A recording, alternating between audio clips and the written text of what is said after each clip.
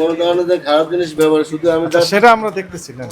লাল চিনির নামে আমরা কি খাচ্ছি এমন কিন্তু বলাই যায়, কারণ বাজারে এই মুহূর্তে ভুয়া লাল চিনির কিন্তু সয়লাভ চলছে। দেখতে পাচ্ছেন একটি ভুয়া কারখানায় এই মুহূর্তে ভোক্তা অধিদপ্তরের অভিযান চলছে এবং সেখানে আখের যে চিনি সেটি আসলে নকল প্যাকেটজাত, সেই নকল প্যাকেটের একটি গুদাম, সেখানে কিন্তু এই মুহূর্তে ভোক্তা অধিদপ্তরের অভিযান চলছে এবং এখানে যত বস্তা দেখতে পাচ্ছেন এগুলো সবই নকল চিনির প্যাকেট, সেগুলো কিন্তু আমরা দেখতে পাচ্ছি।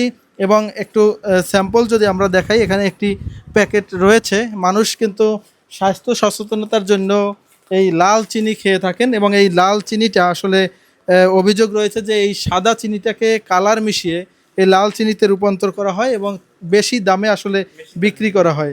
এবং এই সেই প্যাকিংয়ের মেশিন যেই এখান থেকে লেভেল এবং এই প্যাকিং করার জন্য আসলে এই মেশিনগুলো ব্যবহার করা হয়।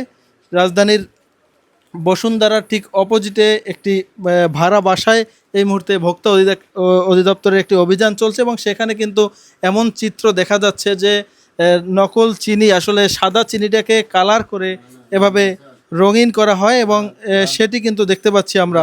এবং কি আসলে করেন এই যিনি আসলে এই কাজটা করেন তার সাথে আমরা কথা বলবো এবং তিনি এখানে রয়েছেন।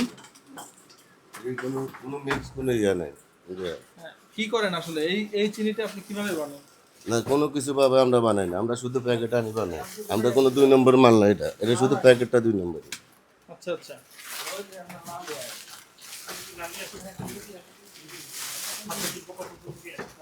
এই যে কেজি ডলার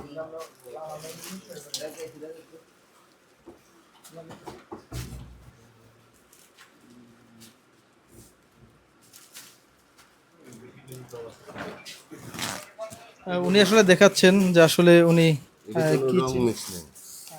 এই চিনিটা আপনি কোথা থেকে নিয়ে আসেন? এটা মিলের থেকে দিয়ে রেশনের মাল আনি বেশি বিক্রি করি। আচ্ছা, রেশনের মাল। হ্যাঁ। আপনি যে প্যাকেটজাত করলেন, এই বাংলাদেশ চিনি খাদ্য শিল্প কর্পোরেশনের সিলও আছে, আপনার আসলে অনুমোদন আছে কিনা?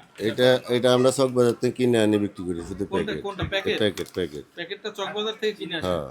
আচ্ছা আচ্ছা। এই এই এই কোন কোম্পানির নামে আসলে এটা বিক্রি করেন আপনারা? এটা আমরা এই যে আমরা এটা লুজ কিনে আনি, শুধু প্যাকেটটা আমরা কিনে আনি আর শুধু প্যাকেট ভরি বিক্রি করি। চাইলে এরকম করতে পারেন, একটা খাদ্য দ্রব্য এভাবে অনুমোদন ছাড়া বিএসটা এবং চিনি শিল্পর অনুমোদন ছাড়া আপনি এখানে লোগো দিয়েছেন, এই লোগোটা মানে হলো লোগো আমরা তো দেই না, আমরা কোনো কিছুই দেই না এই জায়গায়। এটা তো নকল প্যাকেট, তার মানে নকল। এটা আমরা আমরা আনি, আমরা এটা প্যাকেটটা আনি না শুধু বিক্রি করি। নকল প্যাকেট আনি বিক্রি করে? হ্যাঁ, নকল প্যাকেট আনি।